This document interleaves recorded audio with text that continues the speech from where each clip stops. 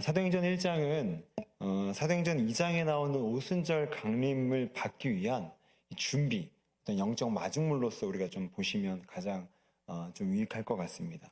그래서 사도행전 1장은 성도들이 성령을 받을 수 있도록 이렇게 영적으로 준비하고 영적 마중물의 역할로서 어떤 준비가 필요한지를 잘 보여주고 있죠. 특별히 돌아오는 이제 주일은 성령 강림 주일입니다. 그래서 우리가 한 목요일부터, 뭐 오늘은 다 갔으니까 목요일부터 한 토요일까지 성령 강림 주일을 준비하기 위한 3일 정도의 시간이 남았는데, 오늘 말씀을 통해서 우리 또한 이 성령 강림 주일을 더 복되게 지내기 위해서 좀 어떻게 좀 준비해야 될지 좀 본문을 통해서 좀 세 가지 영적인 준비를 좀 살펴보도록 하겠습니다. 첫 번째, 성령 강림을 우리가 잘 받기 위해서 준비해야 될 것은 영적인 집중력을 가져야 된다는 겁니다. 우리가 오늘 15절 이하부터 본문을 읽으셨는데요. 이 15절 이하를 보니까 베드로가 일어나서 말하기를 이 가룟 유다의 자살로 이제 사도의 숫자가 12명에서 11명으로 줄어든 겁니다. 그래서 이 한 명의 결혼이 생겼는데 이 한 명을 새롭게 뽑자고 이제 베드로가 가이드를 하게 됩니다. 자, 그런데 놀라운 것은 베드로가 이 주장을 하는 데 있어서 그 근거를 말씀에서 찾고 있다는 거예요. 우리 16절을 보게 되니까 베드로는 다윗이 기록한 구약의 말씀을 인용해서, 또 20절을 보게 되니까 시편을 인용해서 오늘 이 결혼된 한 명의 숫자를 채우고자 지금 얘기를 하고 있다는 겁니다. 왜 이게 놀라운 장면입니까? 오늘 베드로는 예수님과 함께 다녔을 그 3년 동안 물론 12명 중에서 수제자 노릇을 한 건 맞지만 매우 즉흥적이고 감정적이고 충동적인 사람이었습니다. 여러분, 충동적이고 즉흥적이고 감정적인 사람은 어른입니까? 아이입니까? 아이죠. 여러분, 제 딸이요, 틈만 나면 나중에 나는 결혼 안 하고 평생 아빠랑 산다고 충동적으로 내뱉어요. 근데 한 20년 지나면 또 남자 하나 데려가고 이제 나 떠나겠다고 얘기를 하겠죠. 그러니까 저는 전혀 믿지를 않습니다. 믿지 않으시죠? 똑같이? 왜 그렇죠? 충동적이고 즉흥적이고 감정적으로 내뱉은 그냥 아이의 언어기 때문입니다. 오늘 베드로가 딱 그랬어요. 주님, 나는 다른 사람이 다 주님 부인해도 나는 목숨 걸고 나는 주님 부인하지 않겠습니다. 이게 굉장히 겉으로 보기에는, 외형적으로 보기에는 이 열정인 것 같지만 사실 즉흥적이고 그 어른아이라고 하죠. 내면의 아이가 된 상태에서 가볍게 내뱉은 말이다 보니까 또 나중에 충동적인 말은 또 쉽게 배신을 하잖아요. 어기잖아요. 그러니까 그렇게 쉽게 또 주님을 배반하게 됩니다. 그런데 오늘 이 베드로는 이 사도행전으로 건너온 베드로의 모습은요, 다릅니다. 그 3년 동안 봐왔던 어린아이의 모습이 사실 이제 잘 발견이 안 돼요. 오늘 말씀을 근거로 이 사건을, 이 한 명의 더 결혼된 숫자를 채우자는 것 자체가 벌써 베드로가 이제 상황을 말씀을 중심으로 해석했다는 성숙도를 좀 얘기를 하고 있다는 거죠. 가룟 유다가 죽었으니 뭐 옛날 같았으면 충동적으로 야, 우리 망했다, 뭐 우리 공동체 큰일 났다, 아니면 뭐 나 아는 사람 한 명 있으니까 그냥 데려오자, 이렇게 즉흥적으로 말했을 텐데 말씀을 근거로 오늘 이 공동체를 가이드하고 말씀을 근거로 그 상황을 해석하는 이 성숙한 단계로 이미 올라선 베드로의 모습이라는 거죠. 그럼 그렇다면 베드로가 어떻게 이렇게 성숙한 모습으로 변했을까요? 이 비결에는 베드로가 예수님께 받았던 사랑을 발견했기 때문입니다. 여러분, 베드로가 예수님을 배신하고 갈릴리 호수로 도망을 쳤죠. 그러나 부활하신 예수님은 그 갈릴리 호수에 베드로를 다시 부르러 오십니다. 여러분, 이게 사랑인 거죠. 나를 배신했던 사람을 다시 찾아가서 손을 내민다? 쉽지 않습니다. 그런데 오늘 예수님은 그런 사랑을 행하셨고, 오늘 베드로가 성숙한 모습을 보인 데에는 이 사랑부터, 내가 사랑을 받았다는 것에 반응으로서 성숙도가 시작이 되었다는 거죠. 여러분, 사람은요, 사랑을 발견할 때 바뀝니다. 내가 사랑을 받고 있다는 사실을 발견할 때, 그때서야 유일하게 사람이 바뀐다는 거죠. 요한의 아들 시몬아, 네가 나를 사랑하느냐라는 질문에 베드로가 예스, 주님, 내가 주님을 사랑합니다 라고 대답할 수 있었던 것은 먼저 나를 향한 주님의 사랑이 발견되었기 때문입니다. 그러니까 베드로는 미성숙한 제자에서 매우 성숙한 사도로서 정말 탈바꿈하듯이 오늘 본문에서 보여주고 있다는 거죠. 여러분, 오은영 박사 아시죠? 그 육아계의 거의 신급으로 거의 호칭되는 이 오은영 박사가 방송에서 언젠가 이런 말을 하더라고요. 이혼한 가정이나 이 부모가 심하게 싸우는 가정의 자녀들은 이 사랑에 대한 의심을 품게 된다는 거예요. 그 자녀의 마음 가운데. 그래서 어떤 생각을 하냐면 부모가 저렇게 둘이 좋아서 결혼했는데 저렇게 미워한다면 결국 부모가 나까지도 미워하지 않을까? 라는 사랑에 대한 의심이 발생하기 시작하면서 내가 끝까지 사랑을 받을 수 있다는 보장이 흐려지기 시작하면서 방황과 그 의구심으로부터 방황이 시작이 된다는 거죠. 그러니 이런 가정의 자녀들의 방황을 많이 하는 그 이유의 중심에는 사랑에 대한 의구심이 있다는 겁니다. 오은영 박사가 말하기를. 여러분, 이것은 영적인 면모에도 좀 비슷한 면이 있다고 봅니다. 교회를 나오는데도 충실히 예배 생활을 하는데도 하나님이 날 사랑한다는 사실이 느껴지지 않거나 그 사랑에 대한 확신이 흐려지기 시작하면 영적인 방황, 이 신앙의 방황이 시작이 된다는 거죠. 그러니 여러분, 신앙의 기초 엔진은요, 내가 열심히 봉사했다, 뭐 헌금 많이 드렸다, 열정이 있다, 배포가 크다, 물론 그것도 중요하지만 가장 신앙의 기초 엔진이자 동력은 내가 얼마나 하나님께 사랑을 받는가를 발견한 데부터 시작이 된다는 겁니다. 그러니 하나님의 큰 사랑을 발견하는 자는요, 신앙의 엔진이 커집니다. 동력이 있어요. 좀 지칠 법하지만 또 뜁니다. 그러나 사랑을 발견하지 못하는 자는 처음에는 엄청난 가속도를 붙이면서 뛰지만 나중엔 점점 더 엔진이 소멸되고 끝내는 꺼져버려서 교회를 떠나기까지 한다는 거죠. 그러니 오늘 베드로가 이렇게 성숙한 제자의 이 사도의 모습으로 변화될 수 있었던 그 이유의 중심에는 날 향한 하나님의 사랑이 얼마나 큰지를 발견했다는 겁니다. 여러분, 그런데 베드로가 사랑을 발견하기 위해서 한 것이 무엇입니까? 그것은 바로요, 영적으로 집중하는 시간을 가졌다는 거예요. 우리 14절 말씀을 보실까요? 자, 우리 14절 맨 마지막 부분을 보시게 되면 오로지 뭐에 힘쓰더라? 기도에 힘쓰더라. 예수님이 승천하시고 나서 사도행전 2장의 오순절 성령 강림 때까지 딱 10일이었습니다. 이 10일 동안 이 베드로를 위시한 모든 제자, 이 120명의 사람들은 오로지 기도에 힘썼어요. 여러분, 이때 베드로가 무슨 기도를 했을까요? 추정컨대 베드로가 가장 집중한 기도는 바로 하나님, 제가 나중에 사도가 되어서 열심히 뛰게 해주세요. 담대한 마음을 주세요. 물론 이런 기도도 했을 겁니다. 그런데 추정컨대 오늘 베드로가 그 사랑 때문에 그의 성숙이 시작되었기 때문에 아마 베드로는 그 기도의 중심에는 하나님, 제가 어떤 위험을 만나도, 어떤 고난을 만나도, 어떤 흔들림을 만나도 단 하나, 하나님이 날 얼마나 사랑하시는지에 대한 이 발견만큼은 제가 절대로 놓치지 않게 해주세요. 요즘에 제가 이제 밤에 잘 때마다 이제 딸은 엄마랑 방에서 자고요. 이제 아들은 제 옆에서 이제 자요. 그래서 항상 밤에 이제 자기 전에 이제 손을 붙잡고 기도를 해주거든요. 근데 제가 다른 기도는 매일매일 바뀝니다. 그날의 상황에 따라, 환경에 따라. 그런데 단 하나 매일 똑같이 하는 기도가 있습니다. 뭐냐면, 하나님, 우리 아들이, 이 하나님의 자녀가 하나님이 이 아이를 얼마나 사랑하시는지를 날마다 발견하게 해주세요. 여러분, 이게 꺼지면요, 이 엔진이 꺼지면요, 그 과거의 수많은 봉사, 열심, 성실 다 필요 없더라고요. 이 불이 꺼지지 않아야 뛸 수가 있는데 이 사랑을 발견하는 것 자체가 얼마나 중요한지 모른다는 겁니다.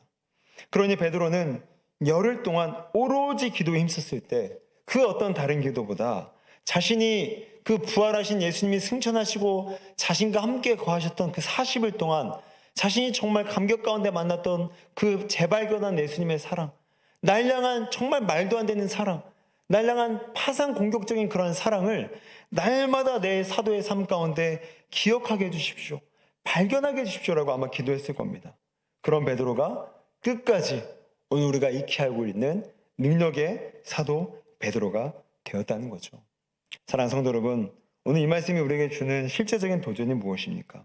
우리 또한 영적인 집중 기간을 가져야 된다는 겁니다. 무엇을 위해서요? 내가 얼마나 큰 사랑을 받고 있는가를 발견하기 위한 영적인 집중 기간을 가져야 된다는 거죠. 그래서 먼저 1차적으로는 이제 성령 강림주일이 딱 3일 남았습니다. 내일, 모레, 이제 토요일까지. 이 3일 동안 여러분 우리의 인생, 우리의 삶 가운데 크고 작게 결단하셨으면 좋겠습니다. 아침에 5분, 밤에 자기 전 5분, 하나님의 성령을 나로 그 사랑을 발견하게 하시고 깨닫게 해주십시오. 그래서 나로 하여금 그분의 사랑 가운데 충분히 잠기게 해주십시오. 이렇게 스스로 각자의 규모와 상황에 맞게, 여러분 그것이 길든 짧든 크든 작든 간에 각자의 상황에 맞게 영적인 집중하는 시간을 오늘 베드로처럼 가질게 될 때, 여러분 오늘 우리 베드로처럼 이제는 미성숙한 충동적인 즉흥적인 사람에서 성숙하고 또한 주님의 말씀에 따라 사는, 그래서 충분한 복을 누리는 저와 여러분들 되시기를 주의 이름으로 축원드립니다. 그런가 하면 두 번째로 우리가 이 성령 강림을 제대로 누리기 위해서 이 준비해야 될 두 번째 마중물은요, 타인 중심적으로 섬기는 인생을 결단해야 된다는 겁니다. 자, 우리 25절 말씀해 보시게 되면 가룟 유다가 자살로 인생을 마감한 이유를 보여줘요. 자, 우리 25절을 같이 한 목소리로 같이 한번 읽어보도록 하시겠습니다. 우리 25절을 보시고요. 읽겠습니다. 시작. 봉사와 및 사도의 직무를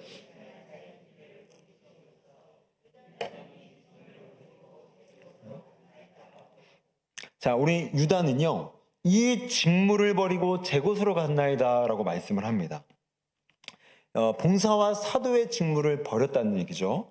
근데 오늘 이 직무라는 단어가 헬라어로 이 토포스라는 단어인데 장소라는 뜻입니다. 장소.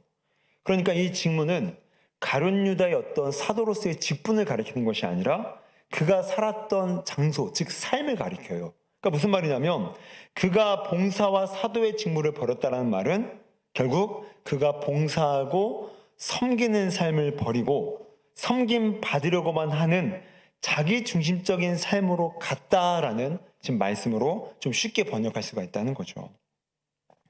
여러분, 이런 자기중심적인 삶으로 전락해버린 유다의 결말이 무엇입니까? 18절입니다. 그는 몸이 곤두박질하여 배가 터져 창자가 흘러나오게 되죠. 여러분, 이게 무슨 말이냐면요, 자기 스스로가 목숨을 끊게 됩니다. 그런데 아무도 그 시체를 치워주지 않는 거예요. 결국 땅에 곤두박질 쳐서 그 충격으로 배가 터지고 창자가 이렇게 흘러나오게 됐다는 거죠.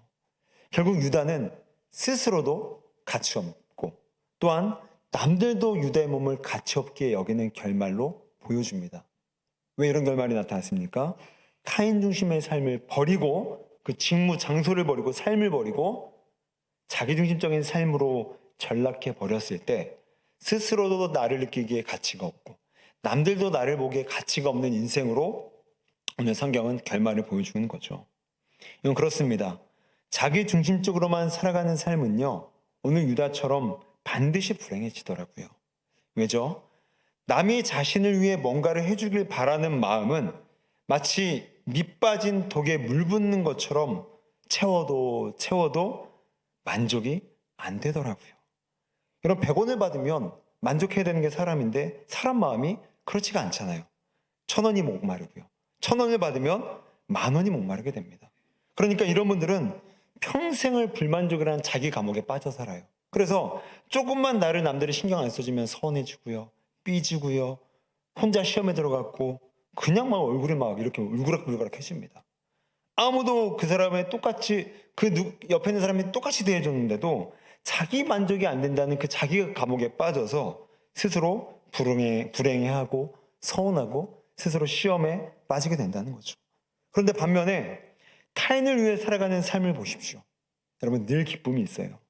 그 사람이 받고 기뻐할 상상을 하면서 준비하니까 그 준비하는 과정 자체가 즐겁습니다. 그리고 나의 섬김으로 그 사람이 조금이라도 세워진다는 생각 때문에 만족감이 있어요. 그러니까 주는 사람은요, 조금만 준비해도 만족이 있는데 받는 사람은 많이 받아도 만족이 없다라는 거죠. 그러니까 성경이 뭐라고 말했습니까? 주는 자가 뭐 하는 자보다 받는 자보다 복되도다. 이런 진리더라고요. 그렇게 살아보니까 진리가 맞더라고요. 아무리 내가 받으려고 몸부림쳐도 절대 만족이 안 됩니다. 하나님은 주는 자가 만족을 얻도록 우리 사람을 그렇게 디자인하셨습니다. 설계하셨어요. 그리고 받으려고 하는 사람은 만족이 안 되도록 그렇게 사람을 태초에 창조하셨습니다. 오늘 사도들은 가룟 유다를 대신해 이 12번째의 사도를 뽑을 때 어떤 사람을 뽑는다고 말씀했습니까? 우리 24절과 25절을 다시 한번 눈으로 보시게 되면 주여 이 두 사람 중에 누가 주님께 택하신 바 되어 봉사와 및 사도의 직무를 대신한 자인지를 보이시옵소서. 봉사와 사도의 직무, 즉 타인 중심으로 섬기는 자를 뽑겠다는 겁니다. 무슨 말입니까? 성령 강림을 받기 위해서 우리가 준비되어야 할 모습에는 자기 중심적인 가룟 유다 대신에 타인 중심적인 사도가 필요하다는 겁니다. 여러분, 이 클레멘트라는 유명한 이 교부 신학자가 있는데, 그러니까 이분은 오늘 나중에 살펴보겠지만 이 12번째, 그러니까 가룟 유다를 대신에 뽑혔던 이 마띠아가 사개오라는 주장을 하기도 했습니다. 그러니까 이분의 주장의 정확성은 뭐 확인하기가 사실 어렵죠. 성경에 그런 근거가 안 나오기 때문에. 근데 만약에 이분의 주장이 맞다고 치자면 사개오가 이 12번째 가룟 유다를 대신해 12번째 사도가 될 수 있었던 이유에는 그의 타인 중심적인, 즉 봉사와 사도의 직무를 대신할 만한 역량과 깜냥이 됐기 때문이라는 겁니다. 여러분, 사개오는 우리가 아는 것처럼 고약한 셀이었습니다. 이 민족의 정말 이 돈을 피를 뽑듯이 뽑아내서 그것들을 자기 배도 채우고 또 로마에 갖다 바치는, 그러니까 자기도 해먹고 또 자기에게 인정을 줄 만한 또 국가에게 갖다 바치는. 그런데 그가 예수님을 만나니까 뭐라고 선언하죠? 자기가 강탈한 돈에 무려 4배를 갚겠다고 말을 합니다. 여러분들, 이게 얼마나 충격적인 지금 선언이자 선포냐면, 당시 율법 규정에 의하면요, 남의 돈을 강탈하는 자는 강탈한 돈의 20%만 갚도록 규정화되어 있었습니다. 율법 안에, 하나님의 율법 안에. 그러니까 만약에 10,000원을 강탈했으면 20%면 뭐 얼마를 갚아야 되는 겁니까? 네? 12,000원을 갚으면 되는 거예요. 그렇죠? 원금 플러스 그러니까 20%를 이제 벌칙금처럼. 그러니까 12,000원을 갚으면 되는데 오늘 사개오는 4배, 400%를 갚겠다는 거예요. 그러니까 만약에 내가 사개오가 10,000원을 강탈했으면 얼마를 갖다 줘야 되는 거죠? 40,000원을 갖다 주는 겁니다. 그러니까 이게 그 당시에 그냥 12,000원 정도면은 그래 이 사람이 수고했다라고 여겨질 만한 율법의 규정이었음에도 불구하고 오늘 사개오의 회심에는 진정으로 내가 타인을 섬기겠다는 타인의 중심적인 삶을 각오하는 결단이 그만큼 있었다는 거죠. 이건 사개오의 자기 중심적인 탐심이 완전히 비워진 사건을, 그 선포를 얘기합니다. 그래서 오늘 마띠아가 만약에 오늘 클레멘트의 주장처럼 만약에 사개오가 맞다라면 그가 가룟 유다를 대신해 12번째 사도가 된 이유의 중심에는 그의 타인 중심적인 섬김이 결단되어 있었기 때문에 오늘 하나님은 그를 12번째 사도로 부르셨음을 우리는 알 수가 있는 겁니다. 사랑하는 성도 여러분, 오늘 이 말씀이 우리에게 주는 도전이 뭡니까? 우리가 성령에 충만해지기 위해서는 자기 중심을 버리고 타인 중심의 인생을 살아가야 된다는 겁니다. 여러분, 일본에 이 미우라 아야코라는 이 여자분이 계셨어요. 이 사람은 이제 일본 북해도에서 이제 이 잡화점, 그러니까 오늘날의 다이소처럼 이것저것 다 모아서 파는 가게를 했는데 너무너무 잘 돼갖고 돈을 좀 많이 벌었습니다. 그런데 원래 사람 마음이 그렇잖아요. 잘 되면 따라하잖아요. 그래서 이웃에 정말 친했던 이웃 사촌이 이 똑같은 잡화점을 이 근처에다 하나 더 만들어 버립니다. 그랬더니 이 아야코 이분이 이렇게 해석을 해버리는 거예요. 하나님이 내가 너무 바빠서 신앙생활 잘 못하니까 내가 신앙에 집중하라고 했나 보다 하고 그냥 자기의 손님 단골들을 또 거래처들 또 어떤 가게 정보들을 다 넘겨주고 그냥 가게를 접어버립니다. 그래서 시간이 이제 좀 많이 남았잖아요. 뭐 바쁘다는 것들을 이유로 접었으니까. 그래서 그 사람이 글을 쓰기 시작을 해요. 그리고 그 글을 이제 일본의 그 신문사가 주최했던 이 소설 공모전에 내걸었는데 거기에서 당선이 되었고 그 소설의 이름이 바로 빙점입니다. 그럼 빙점 소설을 아마 들으신 분도 계실 것이고 못 들은 분도 계실 것인데 이 소설이 우리나라에서 영화나 드라마로만 3번이 제작이 되었고요. 일본에서는 총 8번이 영화 및 드라마로 제작이 됩니다. 그리고 수많은 난크리스찬, 그러니까 비크리스찬들이 이 빙점이라는 소설을 읽고 한국이나 일본의 수많은 크리스찬들이 신앙을, 구원을 얻게 되는 놀라운 이 귀한 소설을 쓰임받게 돼요. 그래서 그 당시에 이분이 이 소설이 현상공모에서 당첨된 돈으로 50년 전에, 그 당시에 말씀드렸던 50년 전에 1억을 받았습니다. 1억. 그러니까 오늘날로 따지면 한 50억, 환산 가치로 하게 되면 60억까지도 계산이 될 수가 있는 거죠. 여러분, 이렇게 놀라운 일은요, 이렇게 놀라운 기적 같은 일이 생긴 데는 그녀가 탐심을 버리고 나누고 섬기는 삶을 살기 시작했기 때문입니다. 저는 만약에 세상에 이런 일이 벌어졌으면, 내 가게가 정말 잘 되고 있는데 내 바로 옆에 똑같은 가게를 차렸다. 어떻게 됐을까요? 가갖고 막 깽판 내고 막 문 닫아라, 뭐 하는 짓이냐, 네가 사람이냐, 이렇게 하는 게 기본 아닙니까? 세상의 정서에서는. 근데 오늘 이 미우라 아야코는 신앙의 관점으로 다른 해석을 해버리는 거예요. 아, 하나님, 내가 너무 바쁜 거 싫어하시는구나, 접자. 그리고 힘 빼고 다른 일에 힘쏟았더니 그녀는 상금 1억 정도가 아니라, 오늘날의 50억, 그것도 물론 중요하죠. 50억이니까. 그것 플러스 수많은 사람들을 자신의 소설을 통해 믿는 자들로 변화시킨 믿음의 거장으로 쓰임받았던 것이 얼마나 기적입니까? 여러분, 탐심을 버리니까, 싸우고 뭐 경쟁하고 어떻게든 간에 내 거 지키겠다는 이 탐심을 버리니까 하나님께서 그녀의 인생 가운데 이렇게 놀라운 사건으로 인도하셨다는 겁니다. 사랑하는 성도 여러분, 오늘 이것은 우리에게도 마찬가지입니다.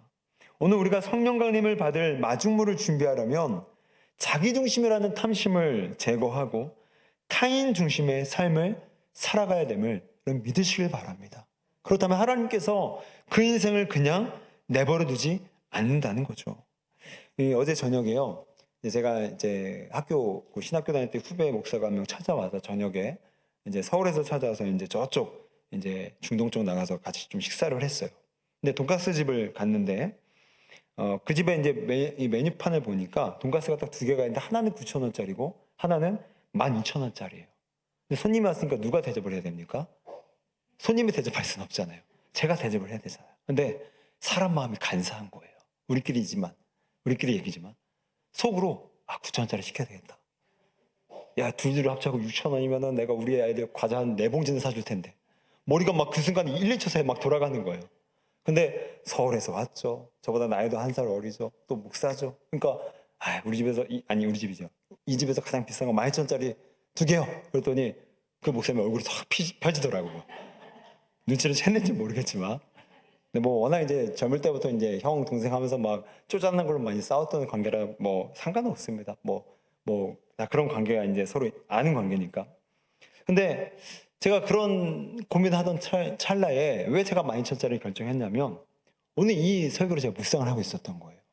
가룟 유다가 그 자기 중심적인 삶을 그렇게 고집하다가 인생이 잘 될 것처럼 그렇게 전략과 방법을 구사했지만 결국에는 창자 터지고 막 목 매달아도 누구 하나 거들떠보지 않는 그런 수치와 무시의 이 냉대의 평가를 받는다라면 내가 9,000원짜리 말고 12,000원짜리 내가 시켜주자. 근데 여러분, 제가 왜 이런 좀 이제 제 삶에 좀 위화를 들었냐면, 오늘 우리가 타인 중심으로 살아간다는 이 언어가요, 교회 안에서 항상 무겁게 선포가 됩니다. 그래서 막 십자가 져야 되고 막 선교 나가야 될 것 같고 헌금 막 몇천 몇억 해야 될 것 같은 그런 무거운 언어로 항상 선포가 느껴질 때가 많더라고요. 그래서 항상 목사님 말씀은 맞는데 그 삶을 살기는 참 버겁다. 근데 오늘 제가 이렇게 좀 쉬운 제 삶에서 좀 겪었던 예화를 들려드린 이유는, 여러분, 가룟 유다의 삶을 통해서 오늘 우리가 타인 중심의 삶을 선포하고 헌신하자는 그것은요, 사람마다 다 그릇이 다릅니다. 크기가 달라요. 저처럼 9,000원짜리와 12,000원짜리 그 고민 사이에서 12,000원짜리를 선택하는 것도 타인 중심의 선택이었다는 거죠. 여러분도 마찬가지입니다. 여러분의 작은 문제에서도요, 작은 상황에서도요, 작은 결정 앞에서도요, 이것이 나의 안으로 들어오는 자기중심성인가, 아니면 그 외부와 이웃을 향하는 큰 그 타인중심성인가, 작은 사건이라도 오늘 내가 말씀을 통해서 변화를 받는다면, 그리고 선포하고 결단한다면, 그럼 하나님은요, 그 작은 성임에도 기억하셔서 반드시 복을 주실 줄도 믿습니다. 그러면 오늘 이 말씀을 통해서 오늘 정말 작은 행동, 작은 결정, 작은 사건 앞에서도 그것이 나 안으로 들어오는 결정이 아니라 밖을 향해서 섬기는 결정이 되셔서 오늘 미우라 아야 것처럼 오늘 복을 받는 저와 여러분 되시기를 주의 이름으로 축원드립니다. 우리 마지막 세 번째로 오늘 우리가 성령 강림을 받기 위해서 준비해야 될 세 번째 마중물은요, 삶에 대한 해석이 중요하다는 겁니다. 자, 우리 23절 말씀을 보시게 되면 그들이 두 사람을 내세우니 하나는 바사바라고도 하고 별명은 유스도라고 하는 요셉이요 하나는 마띠아라. 이제 가룟 유다의 대체자를 뽑기 위한 보선 선거가 열리게 됩니다. 후보는 두 명이에요. 기호 1번은 유스도라고 불렸던 요셉, 기호 2번은 누구요? 마띠아였습니다. 근데 여러분, 성경이 오늘 별명 유스도라는 이름을 넣었던 이유가 있어요. 유스도는요, 로마식 이름입니다. 그 당시에 로마식 이름을 가졌다는 것은 그의 삶이 부유했고 유력했다는 그의 가문의 배경을 지금 성경이 조금 이렇게 보여주는 거예요. 그러니까 누가 보더라도 자타공인 마띠아보다는 이 유스도라고 불렸던 이 누굽니까? 이 바사바가 더 자기가 보기에도, 남들이 보기에도, 나머지 11명의 사도가 보기에도 기호 1번인 거예요. 그리고 성경에도 보게 되면 마띠아가 두 번째고 첫 번째가 유스도입니다. 그러니까 성경의 순서상 먼저 나왔다는 것은 이 사람이 더 중요한 사람이라는 것을 가리키는 증거예요. 그러니까 누가 보기에도 기호 1번이 이 채택이 될 가능성이 많은 겁니다. 그런데 결과가 무엇입니까? 기호 2번 마띠아가 결정이 돼버립니다. 여러분, 그러니 유스도 입장이 어떻겠습니까? 자신이 낙선한 것에 대해서 납득하기 어렸을 겁니다. 그리고 시험에 들었을 가능성이 많아요. 야, 내가 뭐 돈이 없어, 뭐가 없어. 내가 주의를 하자면 내가 시간이 없어, 뭐가 없어. 나 다 내놓을 수 있는데, 다 헌신할 수 있는데, 나 그 로마식 이름을 가진 아마 로마 시민권자일 가능성도 많아요. 그렇게 유력한 사람인데도 나를 안 뽑아주셔? 그렇게 시험에 들 가능성이 많았을 만한 환경이자 결과였습니다. 그런데 오늘 성경에 보게 되면요, 이 유스도가 그렇게 자기가 시험에 들었다는 뉘앙스나 전혀 그런 분위기를 감지할 만한 대목이 안 보입니다. 우리 26절을 보실까요? 26절을 보게 되면 마띠아가 그 수에 들어가니라. 그러니까 아주 매끄럽게 마띠아가 가룟 유다를 대신해서 그 12번째 사도의 숫자에 들어가는 자연스러운 분위기로 오늘 1장이 마감하게 됩니다. 무슨 말이죠? 유스도가 만약에 좀 마음이 삐치고 열받고 도저히 받아들일 수 없는 상황이었다면 아마 거부권을 행사했을 겁니다. 우리 다시 합시다. 나 이 상황 못 받아들여요. 우리 국회 가면 그런 거 많이 보잖아요. 우리 당의 의견이 안 받아들이면 막 국회의사당에 막 망치를 빼앗아 갖고 이거 탕탕탕 세 번 못 때리게 막 맞고 막 빼앗아 가고 막 몸싸움하고 막 테이블 막 집어던지고 그렇게 하잖아요. 오늘 이 보건선거에서 내가 기호 1번인데 유력한 사람인데 정말 타인들의 모범을 사고 있는 사람인데 나 로마 시민권자인데 내가 안 돼? 나 이 결과 못 받아들여. 국회의사장 망치 내놓으세요. 이렇게 나갈 수 있었지만 오늘 유스도라고 불렸던 이 바사바는 전혀 그런 행동이 보이지가 않습니다. 뭐죠? 수용했다는 겁니다. 그리고 마띠아가 자신은 비록 떨어졌지만 마띠아가 12번째 사도로 채택될 수 있도록 아주 그가 가는 길을 잘 열어줬다는 거죠. 그렇다면 왜 하나님은 자타가 공인하는 이 유스도를 뽑지 않았을까요? 신학자 캠벨 물간에 따르게 되면요, 이에 대한 좀 힌트를 제공합니다. 예수님은 12제자 중에서 항상 9명을 빼놓고 이 3명만을 데리고 다녔는데 그 3명의 이름은 베드로, 야고보, 요한이었어요. 자, 그런데 캠벨 몰간 이 신학자에 따르게 되면 왜 이 3명만을 데리고 다니셨는가? 그 이유는 이 3명이 나머지 9보다 뛰어나서가 아니라 오히려 못나서 데리고 다녔다고 주장을 합니다. 왜냐하면 그 3명의 평상시의 삶을 보게 되면 아주 합리적인 근거라는 거죠. 여러분, 베드로 보십시오. 아까도 말씀드렸지만 얼마나 즉흥적이고 감정적이고 충동적인 사람이었습니까? 자신의 칼을 빼들어 제사장의 귀를 잘라버립니다. 그렇게 혈기 많은 사람이 무슨 수치자입니까? 얼마나 수치스러운 인간이에요. 야고보와 요한을 보세요. 자신들의 반대자를 예수님께 뭐라고 청탁을 하죠? 주님, 저 하늘에서 번개를 내리셔갖고 저 인간들 다 태워 죽입시다. 이 살인 본능이 예수님의 제자가 그런 생각을 갖고 있는 거예요. 개미 한 마리만 죽여도 안 될 그런, 어떻게 보면은 성직자에 가까운 삶을 살아가야 될 이 두 형제가 내 말을 안 듣는다고? 나와 반하는 주장을 한다고? 주님, 번개 쏴주세요. 태워 죽입시다. 어머, 이런 인간들이 다 있습니까? 근데 그 어머니를 보면 이 형제들이 이해가 가요. 엄마가 치맛바람 탁 펄럭이면서 오면서 예수님, 예수님, 로비하잖아요.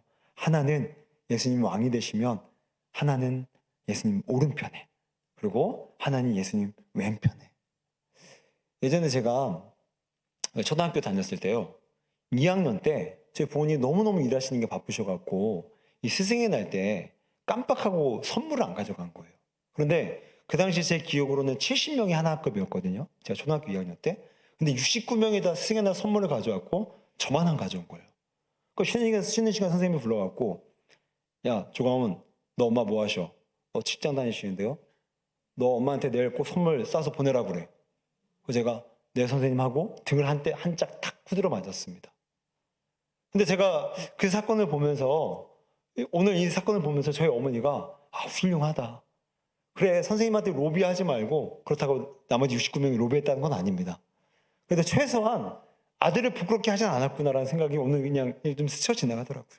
근데 오늘 이 야고보와 요한을 좀 보십시오. 벌써 어머니를 보면요, 그 아들들이 어떤 인간들인지 딱 파악이 되는 거예요. 그러니까 이 캠벨 몰간의 말이 딱 맞아요. 베드로, 야고보, 요한을 다른 9명의 그룹과는 좀 구별되게 이 3명만 예수님께서 끼고 다녔던 것은 이 3명이 잘나서가 아니라, 이 9명과 비교해서 뛰어나서가 아니라, 이 3명 가만히 놔두면 언제라도 제자 그룹에서 이탈할 수 있고 시험에 들고 서운해서 삐쳐버리고 봉사 때려칠 만한 인간들이기 때문에 예수님이 하는 수 없이 이 연약한 자들을 붙잡고 다녔기 때문에 이 3명을 끌고 다녔다는 겁니다.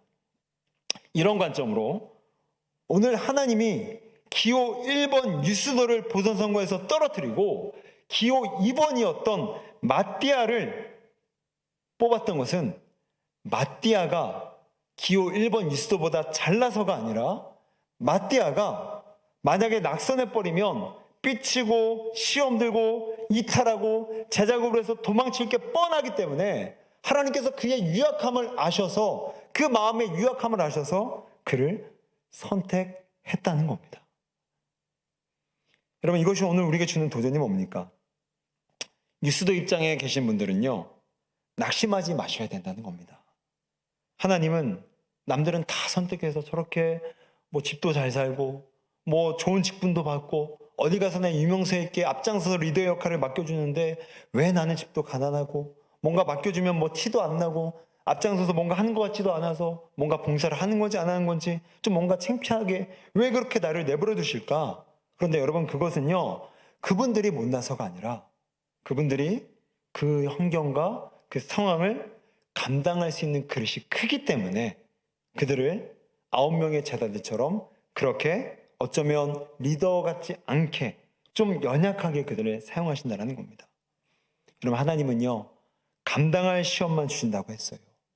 그러니 여러분이 그 상황과 환경을 감당할 수 있기 때문에 우리에게 오늘 유스도와 같은 낙선되고 실패하고 왜 남들보다 치워나가지 못할까라는 환경을 내게 허락하셨다는 겁니다.